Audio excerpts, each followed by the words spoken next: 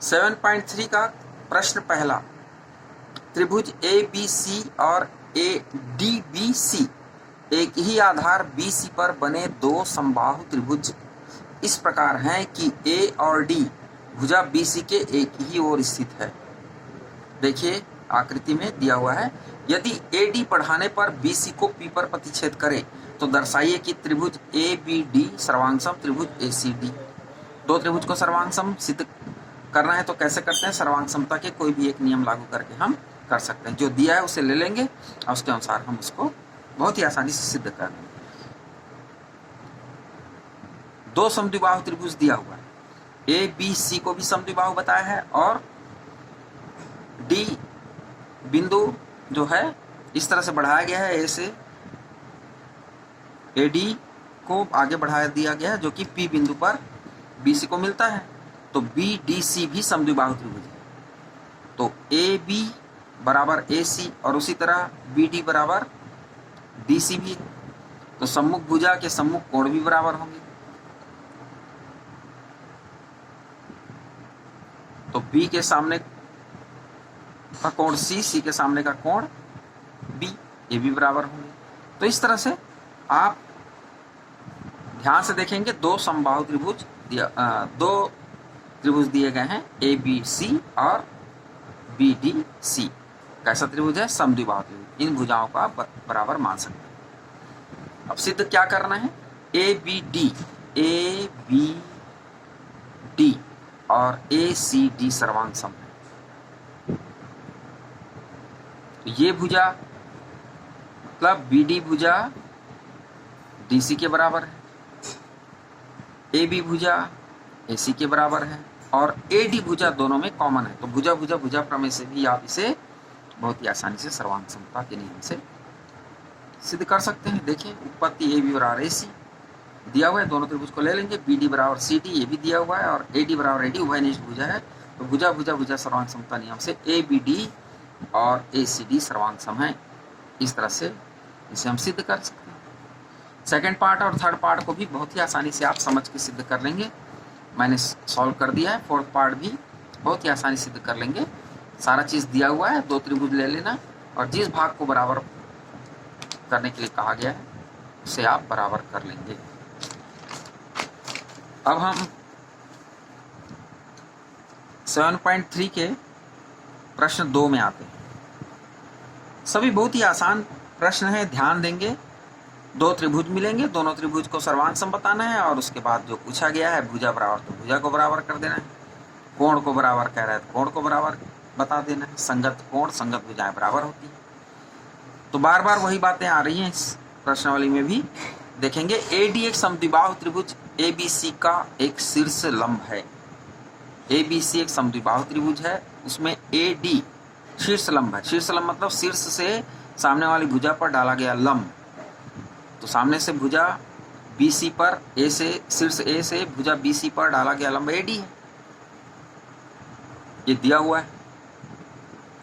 जिसमें AB बराबर AC, AB और AC को बराबर दिया हुआ है। तो दर्शाइए कि AD रेखा BC को समद्विभाजित करता है। बताना यह है कि BD बराबर DC समद्विभाजित करता है, मतलब दो बराबर भाग में बांटता है। और क्या कहता है सेकंड पार्ट? AD कोण A को समद्विभाजित करता है। AD कोण A को भी समद्विभाजित करता है, मतलब इस कोण और इस कोण को भी हमको बराबर बताना है।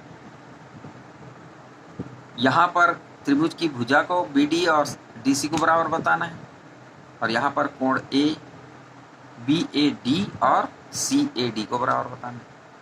तो दोनों ही केस में हमें दो त्रिभुज ले लेंगे और दोनों त्रिभुज को इस तरह से लिया जाता है जिसमें वो भुजा आ जाए और दोनों त्रिभुज को सर्वांग सम बता देंगे। सर्वांग सम बताने के बाद उन भुजाओं को हम बराबर सिद्ध कर सकते हैं CPCT से। तो देखें दिया हुआ है AB बराबर AC,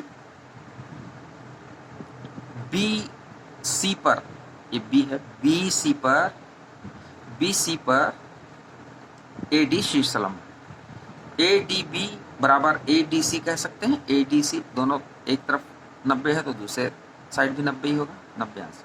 सिद्ध करना है BD बराबर DC। या सी डी। तो बहुत ही आसानी से ए बी डी में और ए डी सी में, ए बी बराबर ए सी, ए बी और ए सी बराबर है, दिया हुआ है। ए डी बराबर ए डी, उभयनिष्ठ भुजा, और ये समकोण है। तो एक समकोण त्रिभुज में अगर कर्ण और कोई एक भुजा बराबर है, दूसरे त्रिभुज के संगत कर्ण और संगत भुजा के बराबर है, दो समकोण त्रिभुज में, तो सर्वांग सम होते हैं। ये आपको पहले बताया जा चुका है। तो इस तरह से आप कह सकते हैं आरएचएस सर्वांग समता नियम से त्रिभुज एडीबी और त्रिभुज एसीडी सर्वांग सम है। तो क्या हो जाएगा, जब सर्वांग सम है तो बी उसकी संगत भुजाएं भी बराबर होंगे और संगत कोण भी बराबर होंगे। तो बी डी बराबर सी डी, और इसी तरह कोण बी ए डी और कोण सी ए डी बराबर होंगे, यदि सिद्धम। अब इसी में प्रश्न 3 देखेंगे। प्रश्न 3 में दो त्रिभुज एबीसी और पी क्यू आर दिया हुआ है। उसमें माध्यिका एबीसी में ए एम और पी क्यू आर में पी एन दिया हुआ है, बराबर दिया हुआ है। भुजाओं को ए बी संगत भुजा पी क्यू के बराबर दे दिया है, बी एम संगत भुजा क्यू एन के बराबर दे दिया है, और ए एम और पी एन को बराबर बताया। तो दर्शाना ये है कि त्रिभुज ए बी एम सर्वांग सम है त्रिभुज P Q N, A B M और त्रिभुज पी क्यू एन सर्वांग सम है, यह होता है। संगत भुजाएं बराबर है, ए एम को ये पी एन के बराबर थे, भुजा भुजा भुजा प्रमेय से भी हम इसको हम बहुत ही आसानी से देखो भुजा भुजा भुजा प्रमेय से ए बी एम और पी क्यू एन को सर्वांग सम बता सकते हैं। यही हमको सिद्ध करना था। इसका सेकंड पार्ट भी बहुत ही आसानी से त्रिभुज ए बी सी और त्रिभुज पी क्यू आर को सर्वांग सम बता सकते हैं। देखें पी ए बी बराबर पी क्यू है, दिया हुआ है, B C is equal to Q R भी दिया हुआ है, और ए बी सी बराबर कोण P Q R C T से। तो भुजा कोण भुजा सर्वांग समता प्रमेय से